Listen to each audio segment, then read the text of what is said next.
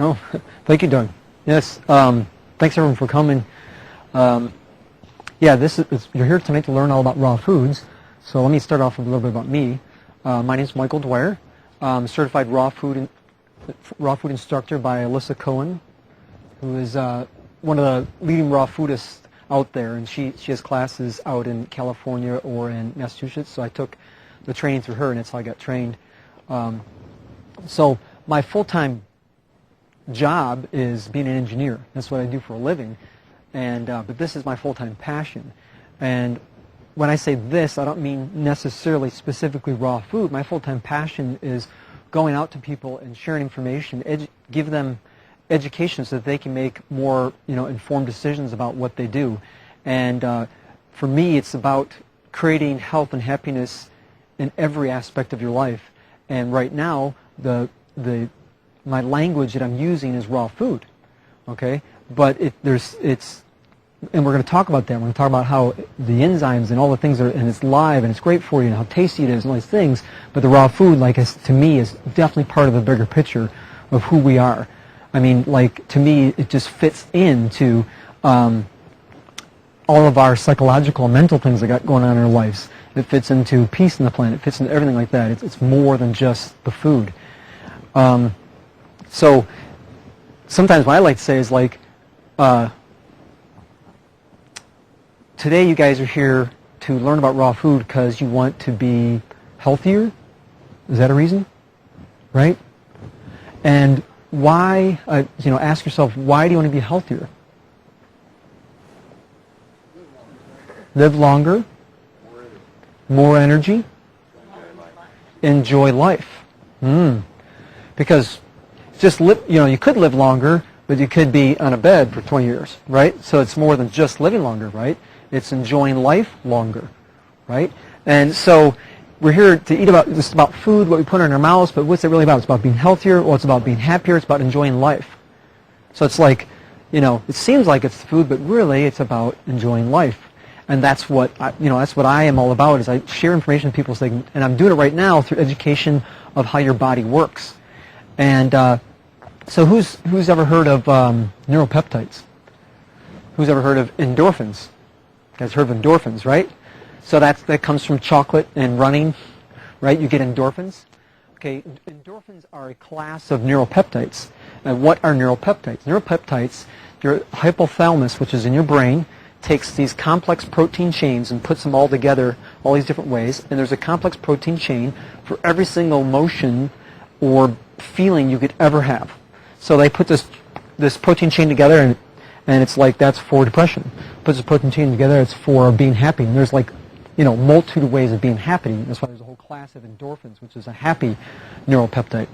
And so your hypothalamus creates these protein chains for all these different emotions. So we think of emotions as being this intangible thing. It's just our psychological, mental being of who we are. But really, there's a physical component to it. It's these neuropeptides. So your hypothalamus creates these neuropeptides, puts them to the pituitary gland. Pituitary gland puts it into your bloodstream. It goes throughout your entire body. So if you feel sad or happy or depressed or excited, that neuropeptide literally is pumped through your entire bloodstream.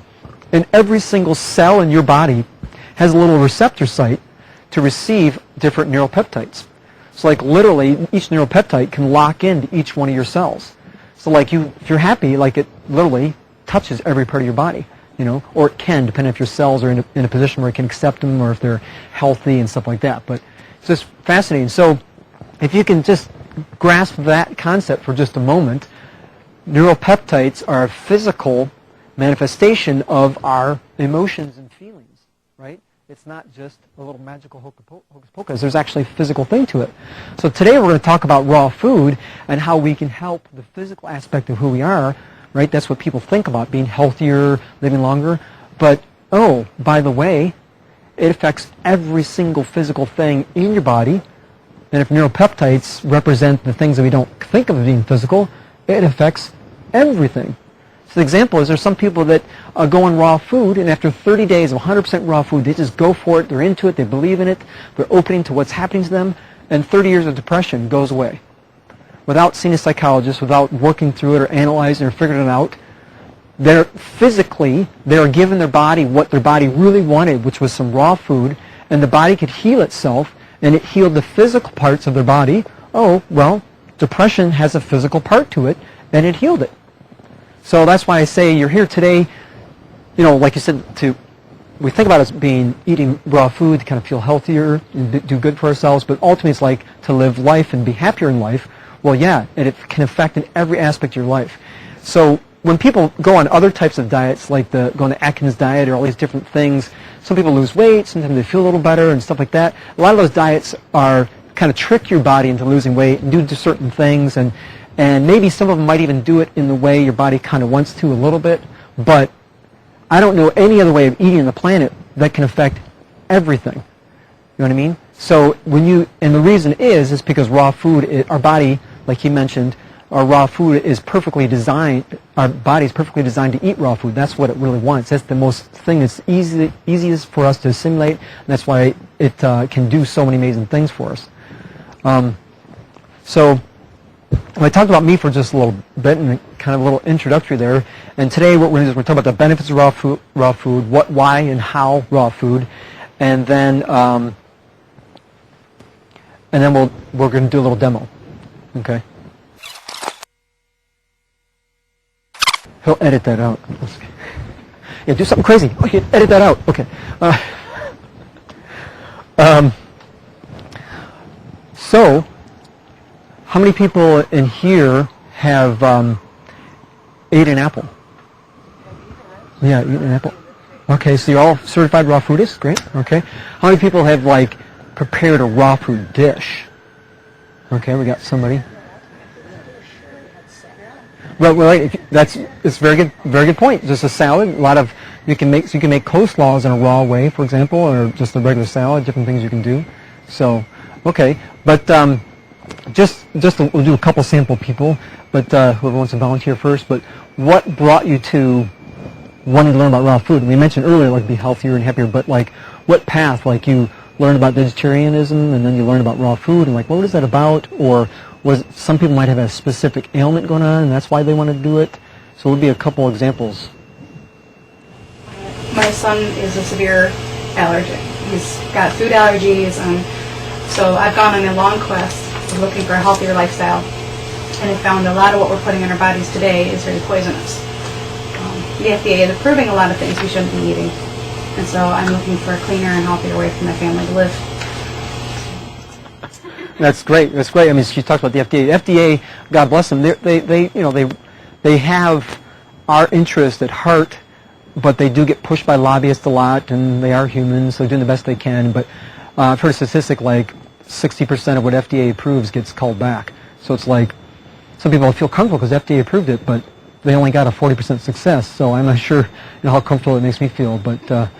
It's interesting, she says a lot of stuff we eat is poisonous. You're like, well, I'm not eating rat poison, I'm just eating a loaf of bread. How's that poisonous? And that's one of the things I learned about how our body works, is what I found out is our body knows food and it knows not food. It doesn't have food and then potato chips and french fries and Twinkies and ding-dongs and cakes and then not food. It only has one dividing line. Either it's food or it's not. Okay? So that means that even something like a piece of broccoli that you cook has been denatured to some extent. Okay? It's not like eating ding-dongs, but it's denatured to some extent that your body says that piece of cooked broccoli is not food. Now, it doesn't say 100% not food. It can still get a lot out of it, and it's still nutritious and has things in it, but it's not 100% food. So it says, 80% of this is food, I can handle it the way I want to, and I can take and get some nutrients out of it, but 20% of it's not food.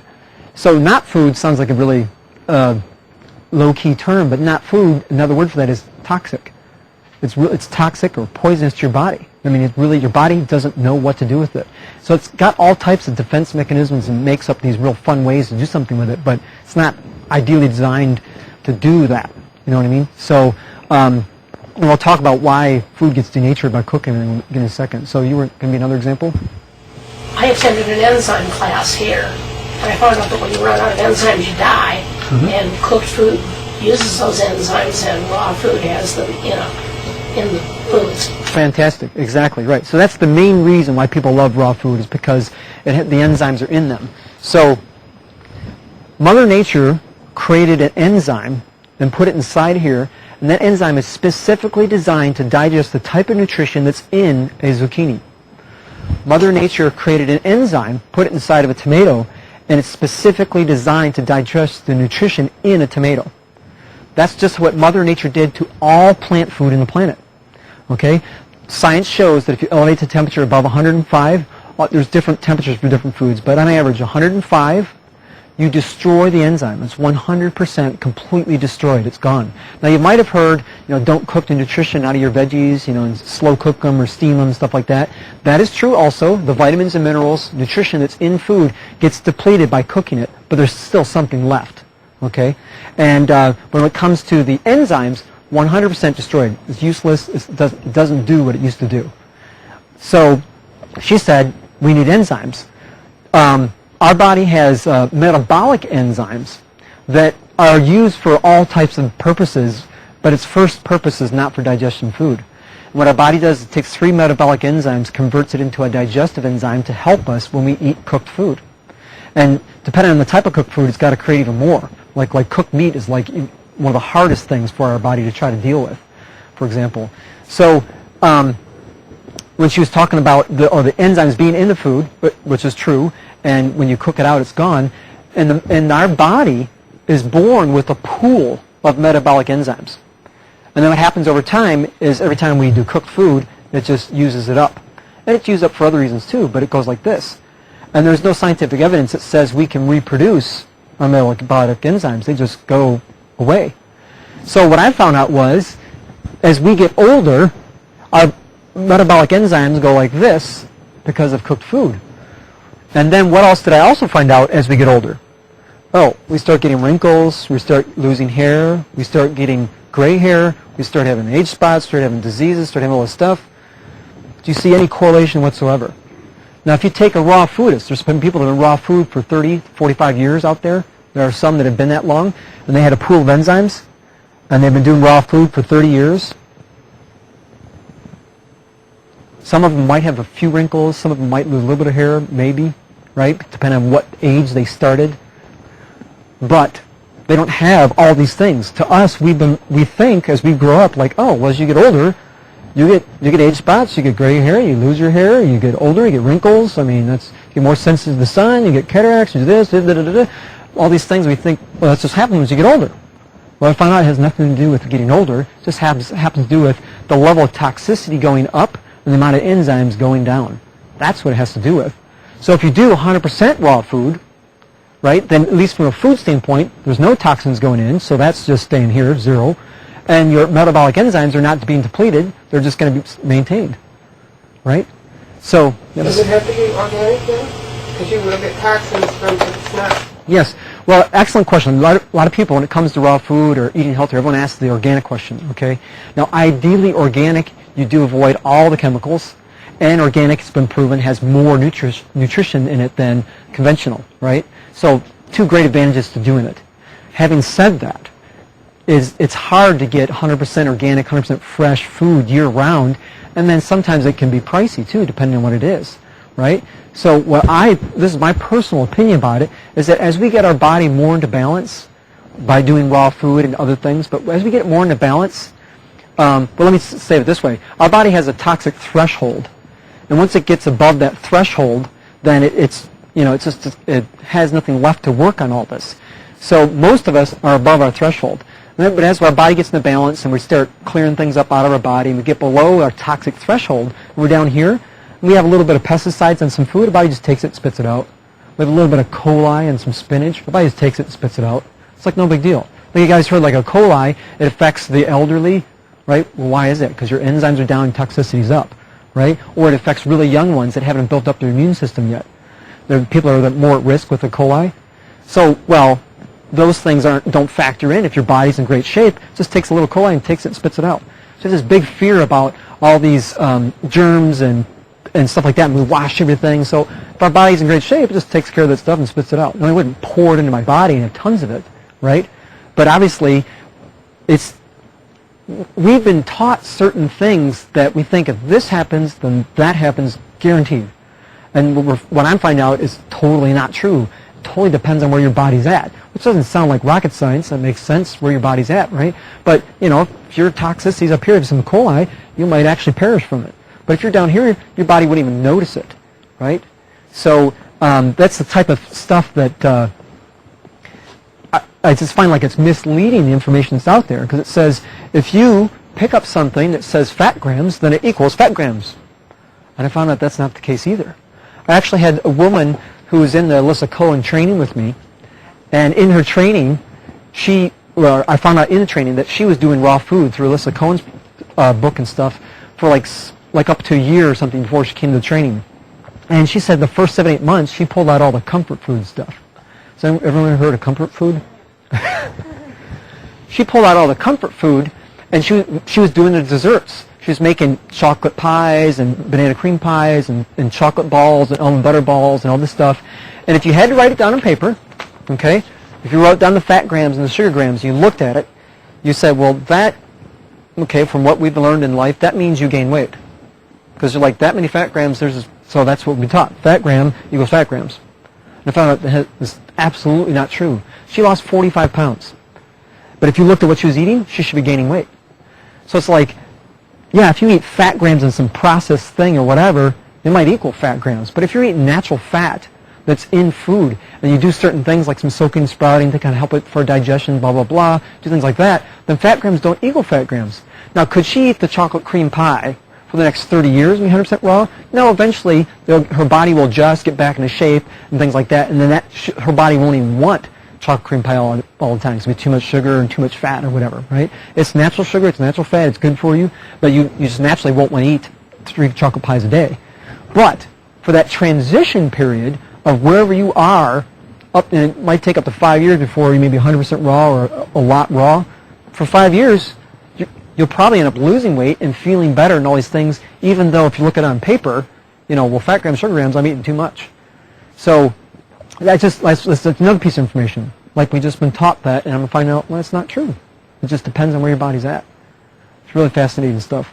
I have a question on enzymes. If you prepare food by like dehydrating or freezing, does that affect the enzymes? No, it does not. When you dehydrate, you only dehydrate up to 105. So if you go above 105, that's when you destroy the enzyme, right? So if you only dehydrate up to 105, then you're not destroying the enzyme, so that's perfectly fine. It takes longer than dehydrating the 145, something like that. But if you dehydrate 105, then that's fine, and you don't destroy the enzyme. From freezing standpoint, you do not destroy enzymes. The thawing process, the freezing's fine. The thawing process, because that's what you'll do to eat it. The thawing process, it does deplete the nutrition some, but it's like, to me, it's like negligible, or it's small enough that it's no big deal. And it's like, if I'm going to decide to eat a frozen bag of corn, am I going to try to calculate that, or am I going to eat a Twinkie? Everything's all relative. When people, sometimes you jump in, you want to like do the absolute best thing you could do on the planet, and then you would eat fresh stuff all the time. You never eat anything frozen. But it's like, I'm realistic about it, and it's like, it's still raw, and it's still great food, versus eating some Twinkies or French fries. But when you freeze stuff, you have to blanch it. Doesn't that kill? You don't have to. You don't have to. In fact, most frozen fruit and vegetables that you buy at the store are not blanched. What they do, they actually have a machine that's on the strawberry field that has a freezer in it. They pick it up and freeze it immediately. Some you do, I think, but not all. Like frozen corn and frozen peas, I think, for example, are not blanched. But there are some that they do blanch.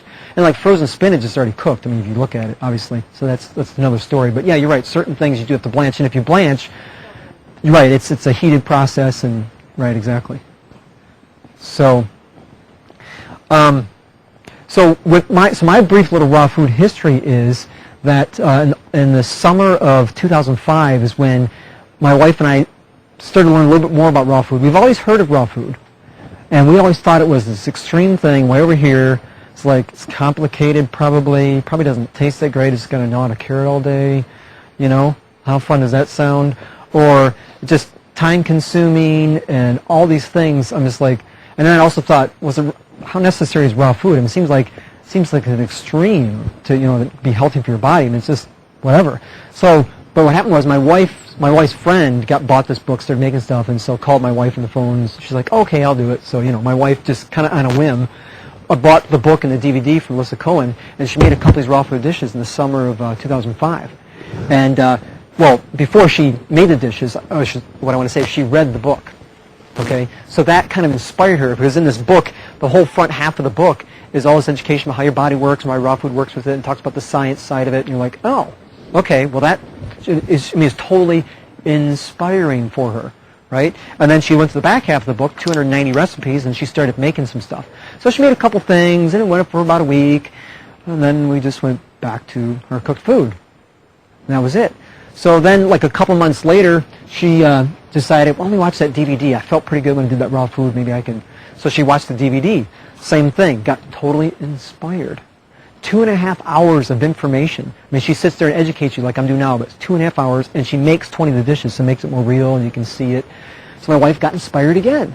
Made a few dishes, felt kind of good with it, and then a few days went back to raw, cooked food.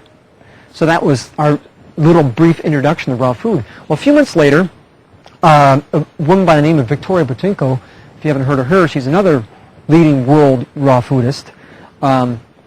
And she came to speak, and it was like a free thing. My wife and I are like, on a whim, we're like, let's just go see if we can learn a bit more about raw food, because now we know something. And we went to it, and then that was it for me. That was the unbelievable turning point, because what she did was she explained the science, because I didn't actually read the book yet. My wife did. But she kind of spoon-fed it to me. She explained the science behind raw food, and I'm an engineer, so I love the science behind how the body works, and I'm like, well, that's it. So I was totally inspired. And it made sense, and I'm like, oh, well, that's what our body's designed to do, raw food. So then I, went back home, and it was all inspired. It sounds so great. And then I went back and started eating my cooked food. So a couple weeks later, I got a little willpower, mustered up a little energy, and I go, what she talked about was, her book here is talking about green smoothies, and I'll get to that in a second. She gives all tasty green smoothies and why I believe that's an important part of everyday life. But when she talked about green smoothies, which is one way of doing raw food. So a couple weeks later, I got excited a little bit enough to say, I can do a green smoothie. I'll do a green smoothie every day, and I'll just, at the time I didn't know how long I was going to do it, maybe a couple weeks or a month or something. I'll just do a green smoothie every day. So I started doing green smoothies for breakfast in November of 2005. And after 30 days of doing green smoothies, and I didn't change anything else in my diet, didn't do anything else, I'm like, I'll just throw in some green smoothies in there. I went down 1 belt loop size, and I was feeling a lot better. Just after a month of green smoothies, not even 100% raw or anything, I'm like, well, this is pretty cool. So then December 1st, I flew out to California to take the Alyssa Cohen training, and in her 5-day course, what happened was, that was the second turning point for me. So the first turning point was I got inspired, and it made sense. My wife got inspired twice and then came back down. I got inspired once and then came back down and got getting the green smoothies. But then when I was out in Alyssa's class, I was inspired again, but it was the turning point there was a little bit different for me, because it was no longer like just being inspired and excited about an idea. It was, she was actually making the food. I was in the class like we're going to see today, given to me, I'm eating it, tasting it. She's using all my senses, get me involved. And it wasn't just inspiration, it was just taking it to practicality. Like, you know what, I can do this. And I decided right in the course I'm 100% raw. And I jumped in with both feet. Not everyone did that, everyone's different, but I'm going 100% raw. So I jumped right into it. It was a 5-day course, so I was obviously raw through the 5 days. Then I flew back home and I continued to be raw food into the new year. So I was 100% raw. So the difference for me there was, before I was inspired, but in that case it wasn't necessarily just inspiration, it wasn't that it took it to be practical. And what she did is she used this technique called experiential learning.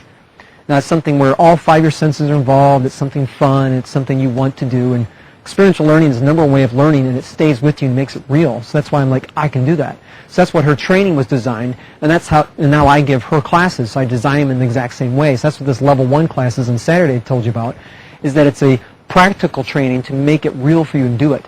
Because I can guarantee you, to some level, you're all going to be a little inspired tonight by the information you learn. Because you're like, this is really fascinating stuff. But we all are human, and inspired is an elated state. It's not natural. It doesn't stay with you all the time. And you'll go back home, and a couple days later, remember that was pretty cool. A couple weeks later, like, who was his name? A month later, you'll completely forget about it. Maybe, maybe not. But you know what I'm saying? That's the idea. If someone tells you something, you remember it for a day. If you read something, you remember it for a week. But if you experience something, you remember it for a lifetime. It stays with you forever. That's what a true enriching experience is, and that's the way the class is designed. So that's why I highly encourage you to consider this Saturday's class. In fact, just as an incentive, there's one of these 2 books up here you can have for free if you register tonight for Saturday's class. It's held at my house in Farmington Hills, and we can talk more about it a little bit later what it's about. But that class is taking it from thinking about it to doing it. So I came home, it was 100% raw, in the month of December out of all months, with, you know, turkeys and chocolates and all this stuff. I don't know how I did it, but I did. And actually, since I was committed and I was doing it, it wasn't that hard. And the raw food was kind of helping heal my body, so it kind of made it easy. It wasn't that hard, really. But going into it, I'm like, what was I thinking? You know, December. So after 2 months, so 1 month of green smoothies and a second month 100% raw, I went down a second belt loop size. Now, mind you, from the beginning of this, I didn't really think I had like a whole bunch of weight to lose anyway. I thought I was pretty trim and doing all right, and I could be healthier. But I went down a second belt loop size. No longer had migraines. No longer had back pain. I didn't have chronic back pain or anything, but sometimes for standing for a while or whatever, I might get a little back pain. That didn't happen anymore. So, I mean, there's an example like back pain, food. What's the connection? What's going on? Well, our body is physical. Food is physical. That's what affects it, you know. So these muscles back here just got a little bit of nutrition that maybe they've been missing for a long time, where they could be a little bit stronger, and I stopped having back pain. So, I mean, things you wouldn't even think of, it affects. In fact, I found that raw food affects everything. In my experience, I haven't found, not like I've done the research for every single thing that could happen to you, but I've heard story after story through her book and different books and people in person saying, anything you can think on the planet, it's like, oh yeah, doing raw food to help me cure myself of that or heal myself of that. You know, and people come in with cancers and heart diseases and asthma and diabetes and all these things, and they go on raw food and their body heals itself of it. Which I want to make that distinction right now while we're on that topic. That it's your body that's doing this amazing work. It's not raw food. People are like, yeah, what did raw food do for you? Well, it's indirectly doing it for you, but it's really your body. Your body just says, give me the perfect fuel, please, and that's raw food. And what happens is, what we talked about, well, the enzymes are there, and the enzymes are really even more important than the nutrition itself, because the enzyme is designed to get that nutrition out, right? So you're doing this raw food, getting all this enzymes and nutrition in, so that makes sense. It's great. It's going to make me feel better, and that's going to give me the energy. But also, your body from any day to day can take 40 to 60% of its daily energy to digest food. Most of us are at the 60% end because we're eating cooked food or even really hard to cook food like meats and things like that, or pastas and things. But if you get to 40% by doing 100% raw, first you're getting all nutrition in, but then you're only using 40% of your energy on that. You have 20% extra energy. You know, that's a 50% increase that can go towards other things. And it goes towards nerve energy. There's different names for it. But basically it's healing energy so your body can take care of all these other things. So that's what's so amazing about raw food. It's less taxing on the body, but it gives you nutrition your body really needs. So it gets nutrition. Your organs go, oh, I get the nutrition I need to take care of stuff. And oh, by the way, I have the energy to take care of stuff also because I'm not expending it all on digestion. So that's what's really amazing about the raw food. So when we talked about the benefits of raw food, I've talked about different examples and stuff, and some of the examples I like to point out, like there are some men that have grown bald, and they go 100% raw, and all their hair grows back. Many people have gone gray, like who's heard of Ann Wigmore? Ann Wigmore is like back in the 50s and 60s. She was like one of the pioneers of making raw food popular. Raw food's been around for thousands of years. Right? Before we invented fire, what did you do? Right? But in the 50s and 60s, she kind of made raw food popular again. And she was a complete gray top at the age of 54. I mean, complete gray top, no doubts about it. You see pictures of her, complete gray top at the age of 54. After she was learning about raw food, eating more raw food, and going 100% raw food, and doing living food, which is like a subcategory of raw food, you know, which is like sprouts and stuff like that. Her hair, she's complete black hair, jet black hair, didn't have a single gray hair in her head. And when at the age of 84, I'm not sure when she passed away after that, but at the age of 84, complete black hair. And everyone just teased her, you must be dyeing it or doing something. And, you know, they took samples, they even tested it because they didn't believe her. But she had complete jet black hair from just eating raw food. So it's like, oh, raw food's amazing. Well, your body's amazing, and raw food was the tool to get you there. But it's like, gray hair we just associate with getting older. Well, wait, no, it has to do with toxicity level and losing enzymes. So just things like some people talk about their natural eye color coming back when they go on raw food. So it's just amazing things that happen. Now, Alyssa Cohen and Victoria, both of these people, both of them wore reading glasses. After they went 100% raw, they don't need glasses anymore. Glasses are a function of a physical thing and muscles in your eyeball, right? If you give it all the perfect nutrition that it needs, it goes back to where it needs to be. So just totally amazing things that your body can do with the help of raw food. So now, raw food, what, why, and how. So what is raw food? Well, raw food is seeds, nuts, sprouted grains, vegetables, and fruits. So that's the raw food that 95% of raw food is do that. There's a 5% that add in raw meat, and that's a very unusual thing. Raw meat is a lot easier and better for your body than cooked meat, but then of course it has a chance of having foodborne illness and everything. But 95% of us are vegetarian or vegan. So it's seeds, nuts, sprouted grains, fruits, and vegetables. That's what raw food is. But then people ask, well, what is that? So I put some examples here. Fettuccine Alfredo, pizza, banana cream pie, calzone, zucchini bread, spicy monkey bread, chocolate, raw ice cream, pesto pasta, pasta marinara. That's what raw food is. It's not just gnawing on a carrot and eating a salad every day. I mean, years ago it might have been, right? So some of the things that I thought were true, like it's really hard and difficult, maybe it doesn't taste that great, but now there's so many raw food books that it's just not the case anymore. I mean, just fantastic, delicious stuff that you can eat. It's unbelievable. And any raw foodist that goes 100% raw, over time, they become more and more easygoing raw or whatever, and they'll eat down for dinner and they'll eat 8 bananas, and that's their dinner. That's it.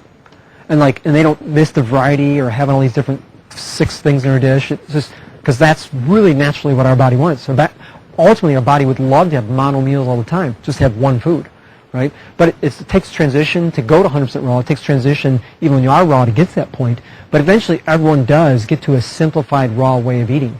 But when you start out, you make all these wonderful dishes, to transition you over to make it easier, and it's just very tasty, delicious stuff. So then why raw food? Well, we did talk about the enzymes. We talked about how they are destroyed above 105 degrees. So you take the enzymes out, you're taking away what's going to help you, the easiest way to digest this. And then there's 2 other things. Have you guys ever heard of oxygenating your body? Have an oxygenated system? Okay. Or have you guys ever heard of alkaline or acidic body? Things like that? Okay. And an acid, alkaline, well, you can have an acid body or alkaline body, you can have a neutral body.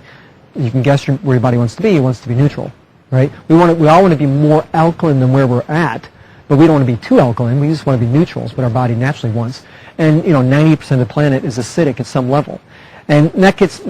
I've been talking about how food affects our acidic level and our oxygenation level and our health level and all these things, but there are other things that affect it. Just to be clear. Because if you go 100% raw, but you still have a job that you just totally don't enjoy and it's stressing you out, being stressed creates toxins in your body, just like eating food can create toxins in your body, right? Or depending on your relationship with family or friends in life. If they're not that great for whatever reason, you have a dependent relationship or an angry relationship or a depressed relationship, whatever it is, that creates toxins in your body. I mean, that's a scientific fact that we can create toxins in our body from those things. So there are other things that create toxins besides just what you eat. Okay, and when you eat raw food, it can help your body bring it to balance so much that it can help itself with those other areas. That's why I say some people have 30 years of depression that go away with 30 days of raw food, just like that, right? So depression can affect you and create toxins in your body, but eating the raw food has the largest impact you can do for getting your body into health. Eating versus other areas of aspects of your life that you can work with. Eating is the biggest impact. I want to make that clear. Eating is the biggest impact. Like you can go do some spiritual work, which is great. You can do some psychological work, which is great. You can go do Reiki. You can do massages, all these things. Those are all great. Those all can get you there, and they all are very helpful. It's just a raw food, or just food, what you eat, I want to say, has the biggest impact of affecting who you are in every aspect. So in that sense, it's kind of the easiest thing to do because you just change what you eat rather than do those other things. Now, you can do those things at the same time, and I do myself and complement them together, but food is the single biggest impact. So So we're talking about what I branched off from is having an oxygenated body or you're having a neutral body. So having a neutral body versus acidic or alkaline and having an oxygenated body are one and the same. You can't really have one without the other. So if you test your body and you're neutral, then it means you're also oxygenated at the level that your body wants to be oxygenated. And what is so great about having an oxygenated body is that it means you're in tip-top perfect health. And back in the 1930s, some research was done, and they found the cure to all cancers. They found that it's the same cure to all cancers, and that is to have an oxygenated system, which is basically have a neutral instead of acidic. But having an oxygenated system can cure all cancers. And the reason is they showed that they put cancer cells, into an oxygenated system. The cancer cells cannot exist, and they also did it, probably in a petri dish, but they also did it on people too. And as they got their body more oxygenated, that cancer cells cannot thrive. In fact, they can't grow, they can't expand, and if they're there, they will slowly go away. So our body, every single body on the planet creates cancer cells every single day, just to be clear. We all create cancer cells every single day. It's just a matter of if there's enough created and accumulated in an area to make a growth for it to be an issue, or that our immune, and why that happens is because our immune system isn't taking care of it, right? So, but when your immune system is tip-top also when you're oxygenated or neutral. All those go all together, right? So an oxygenated system. So, it just amazes me that this research has been known since the 1930s, but everyone's trying to find a cure for cancer. I'm like, well, we already know the cure for cancer. And there are some medical doctors that do know that an oxygenated system is what your body needs, but a lot of times they'll use like synthetic means of pills and different things to try to get you there. In my opinion, it's not a natural way. So sometimes it works for people and sometimes it doesn't. But there's something else at play there that, it's not working. So, so my point to all that is that as you eat healthier, your body will naturally become more oxygenated. But also, raw food itself has oxygen in it.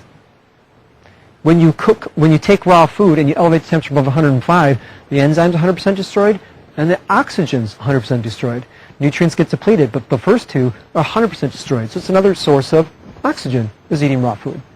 The third thing about raw food is what I call the life force in raw food. And this is, like I said, I love the science behind it, and I'm an engineer. So if you look at, so I'm an electrical engineer. So electrons flow through this thing, right, as we turn it on. That's how it works, right?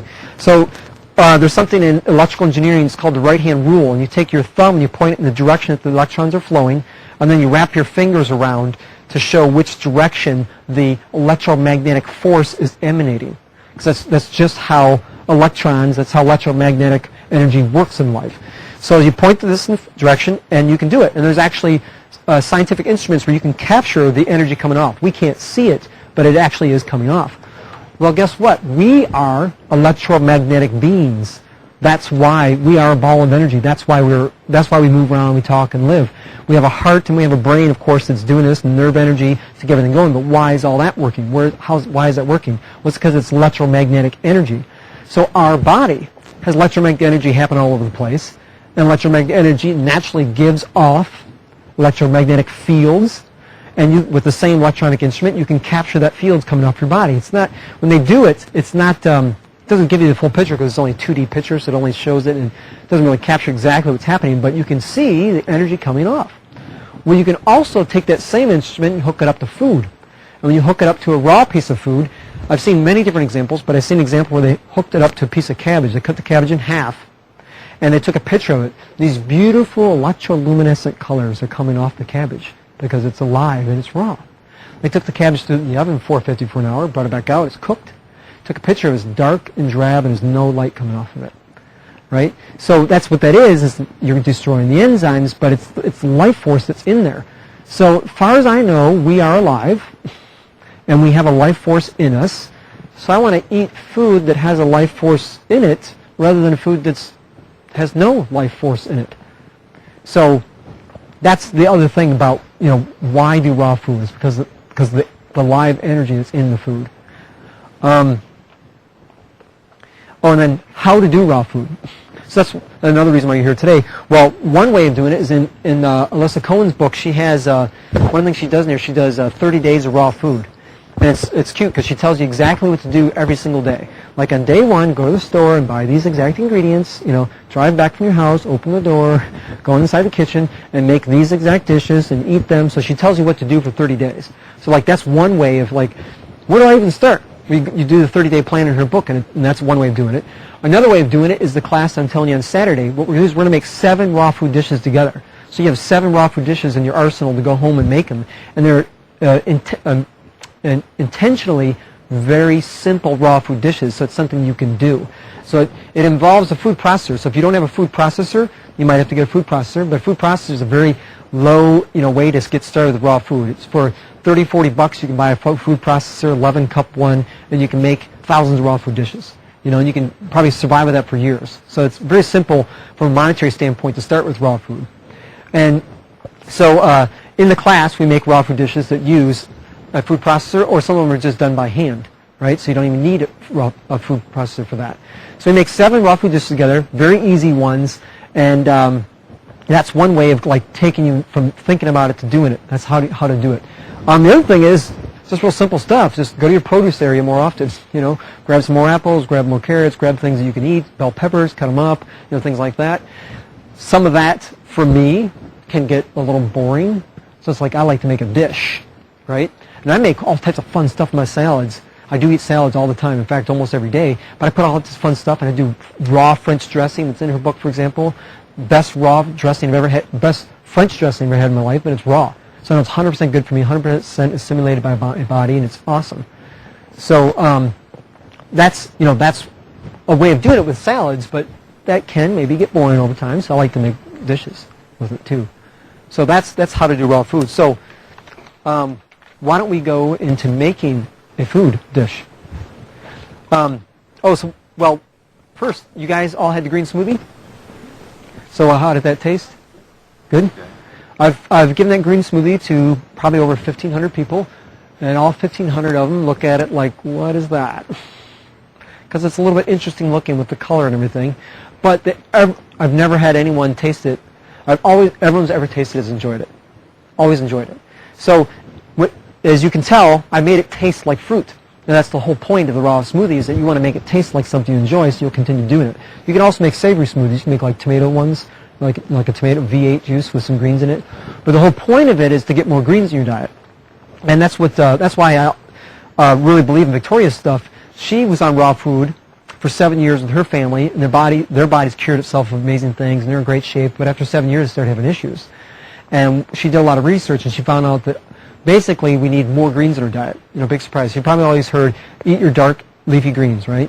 Well, she found, like if you go to the store and you buy a bunch of chard or kale or spinach or something like that, she feels we need like 2 bunches of greens per day. So how are you going to get that much greens into your body per day? It's pretty difficult to do. So she said, well, let me take some greens and blend them up. So she threw them in the blender with some water, blended it all up this kale, and she took one whiff of it, and she said, there's no way I'm drinking that. So then she started throwing a bunch of fruit into it, and she created a green smoothie. So green smoothies have been out there for a while, but she kind of repopularized them as another wonderful way to get greens in your diet. So who's heard of food combining? Like don't combine your proteins and your starches, and don't combine fruits and your vegetables, things like that.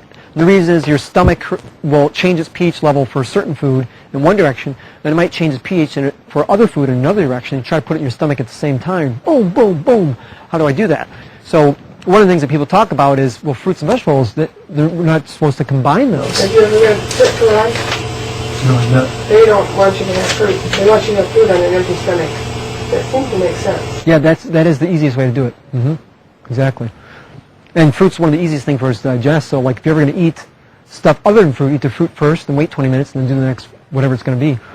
So in here, what she found out is that greens are a special kind of vegetable, that they're very unique in the way they are, that they can be combined with fruits with no issues. Now other vegetables like root vegetables like a potato and stuff like that, you wouldn't want to combine with fruits. But greens you can combine with fruits all day long is what she's found out. So she found out, why do we need greens? There's certain nutrients that are in a carrot, and there's like 10,000 times the amount of that nutrition in the carrot top, the greens. So it's just a world of difference. There's tons of more nutrition in the greens than in the food. So that's why our body really needs a lot of greens. I believe that there's lots of other things affecting our toxicity in our body and all these things. So it's like if you were living in a pristine place and had perfect peace and harmony and all this stuff, maybe you wouldn't need 2 bunches of greens every day. But most of us aren't over there, so all the more reason to have more greens. So because people ask them, do you have to have full 2 bunches? Like our bodies probably do need it right now, but over time as the planet changes and everything's more organic, maybe we won't need as much greens. We find that out. But so you do these green smoothies, get all this nutrition in, right? Makes sense. Easy way to do it. Put in a green smoothie, and so you all know, I do 1 green smoothie a day. And when I say 1, I do 1 quart. So 1 quart is 4 cups. So it's 2 cups water, 1 cup green, 1 cup fruit. Just real simple as that. And every single day I change it. Put this green or that green, or I put in this fruit or that fruit, and every day I just make it up whatever I have available. And I'm always going to the store and buying greens and buying fruit because I know I'm going to have a smoothie every single day for the rest of my life.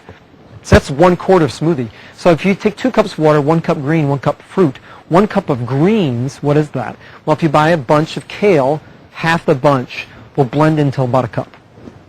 So that gives you an idea what a cup is. And then, so that's only half a bunch. She's saying have 2 bunches a day. So I suggest a minimum of a quart of green smoothie every day for the rest of your life. We need to get the greens in our diet because it gives us all the nutrition our body needs. You get it from other things too, but it's a way to pack it in there. And she suggests really strive to do 2 quarts a day, which still would only be 1 bunch. And ultimately she believes our body needs 2 bunches with the conditions that we're in. So 1 bunch of, and I said 2 cups water, 1 bunch, 1 cup green, 1 cup fruit, and then 1 cup of fruit, frozen fruit or regular fruit, whatever you're going to do, and that's how you do it. So that gives you all this great nutrition. So that's what, that part all makes sense. But there's another part that's really amazing. It's a double whammy about greens, is that greens are made of cellulose, like wood. They're made of cellulose. And after you break that cellulose down by blending it up and chewing it and drinking it and putting it in your body, each cellulose packet of cellulose that's in your body can soak up to 16 times its own size in toxins. It turns into a garbage truck and it takes it out of your body. So people have seen miraculous results with just doing the green smoothie.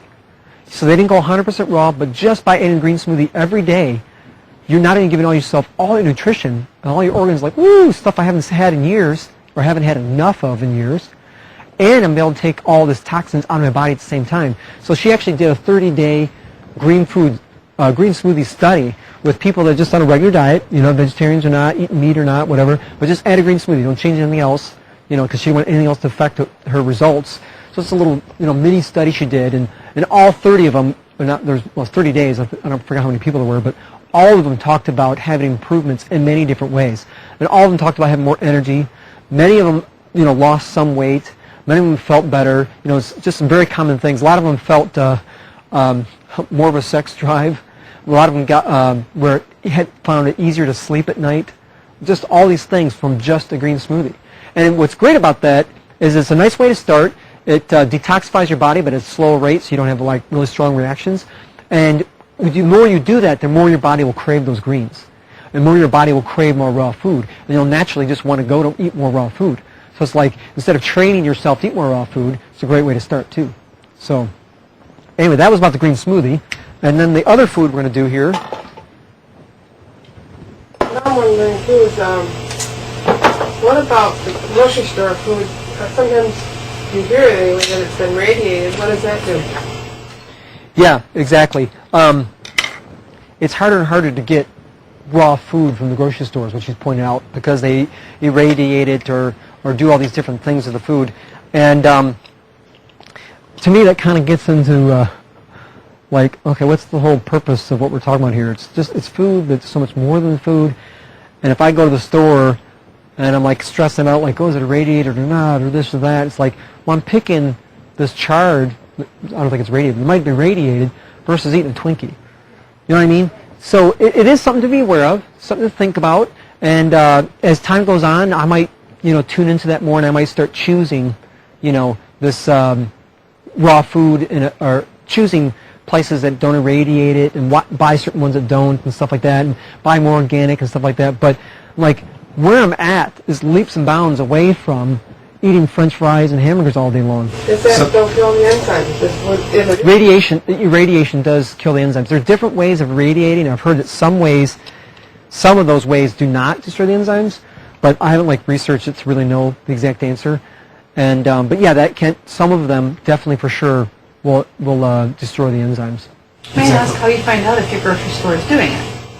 If the produce they're bringing in has gone through that process. Well, some things are mandated by the USDA, and stuff like that. So if I think you can go to the webpage and see, and it says they wanted to make all spinach mandatory irradiated because of that one outbreak of E. coli, right, or something. So, which I think is funny because there's thousands and thousands and tens of thousands of reported cases of foodborne illnesses on meat every year. Does anyone make a big deal about that or stop eating meat? There's one case of spinach out of 30-year history, and everyone's like, stop eating spinach. What am I missing here?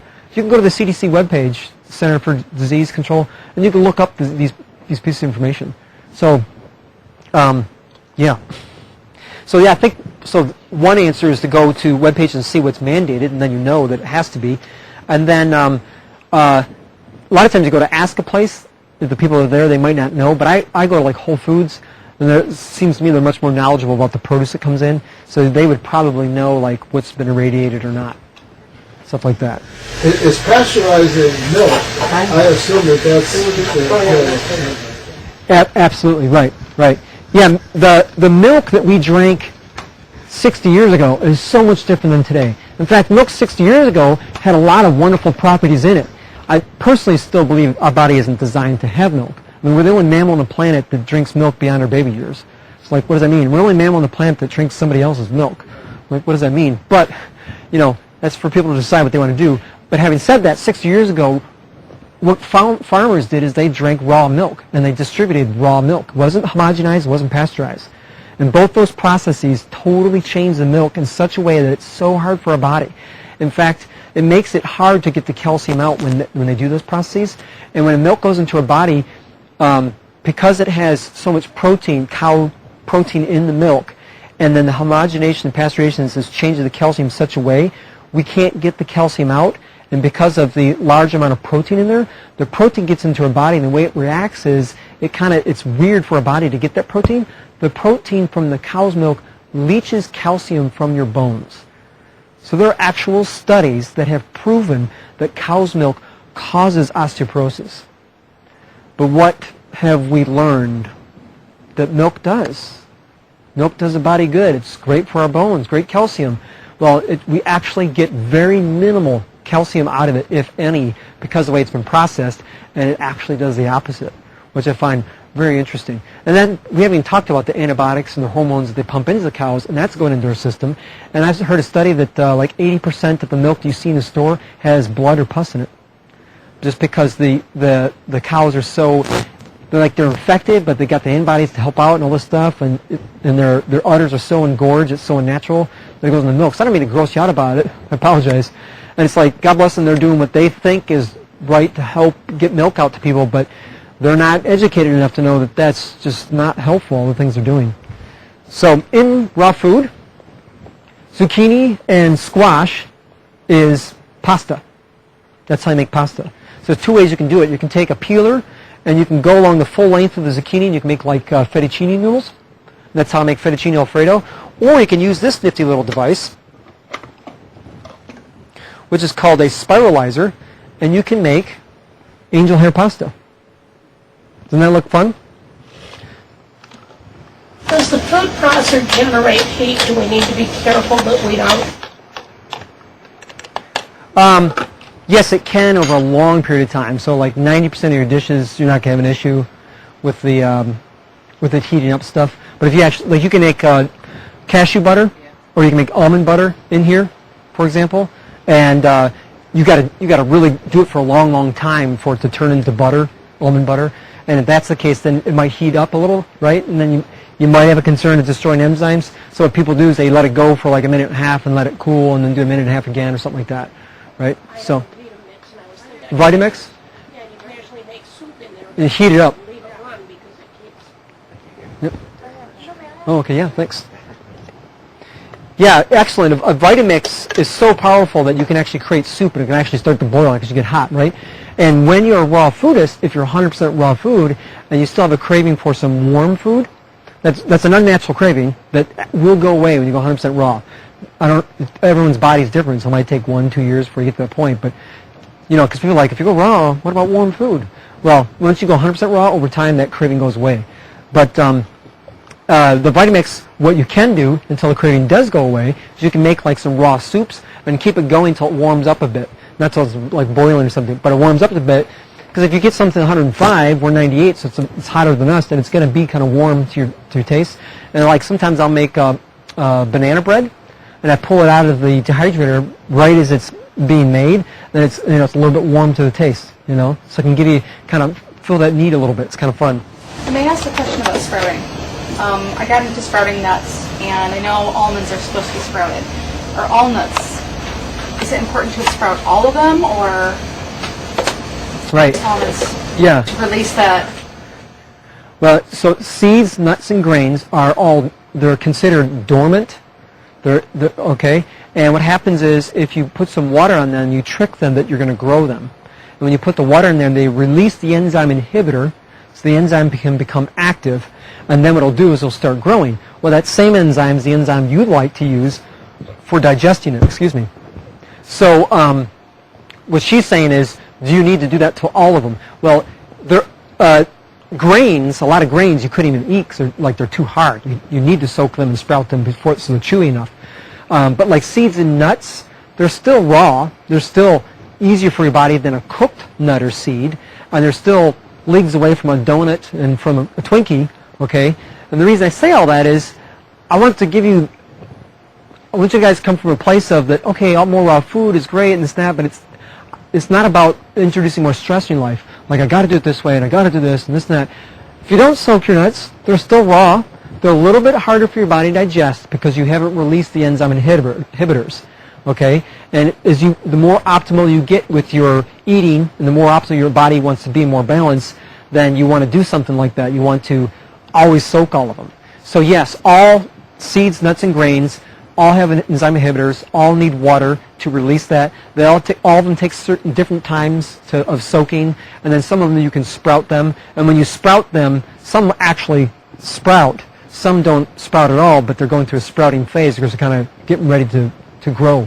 So some things, they're all about the same level of easiness to soak. Sprouting can take a little bit more effort, forgot where I was going with that, but so like almonds, my wife and I always have almonds in the refrigerator. Like we soak some outside of the refrigerator, and then rinse them off, pour off the water and rinse them off a lot, and then store them in water in an airtight container in the fridge. Everything else you soak, you don't store in water. Almonds is an exemption. So if you soak some cashews and put them in there, I know my point. My point was cashews, I like the crunch of them, but if you soak them, they're really mushy, right? So I made it easier to digest, but how fun is it to eat, right? So it's like, it's about keeping some sanity with the things you do, right? So what you can do with nuts, which takes more time, so you can soak them all and then dehydrate them so they get the crunch back. But the enzyme inhibitors are still available because they went through that process, stuff like that. So, a lot of information? Worked it? Okay.